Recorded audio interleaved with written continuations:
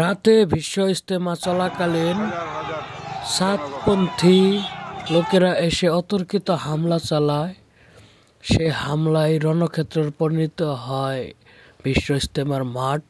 সেখানে ব্যাপক সংঘর্ষ হয়, সেখানে 2 জন নিহত হয়েছেন, শতাধিক আহতদেরকে ঢাকা মেডিকেল কলেজ হাসপাতালে নেওয়া হয়েছে।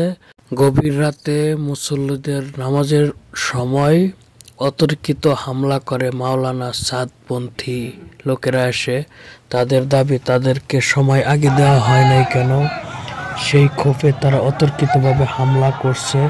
ইতিমধ্যে আইনশৃঙ্খলা বাহিনী পরিস্থিতি নিয়ন্ত্রণে নিয়ে এসেছে। এই ঘটনার প্রেক্ষিতে আল্লামা মামুনুল হক তার ফেসবুক পোস্টে এক কথা লিখেছেন যে আজকে বিকেলে তারা মিটিংয়ে বসবে, এই ব্যাপারে কথা বলবে।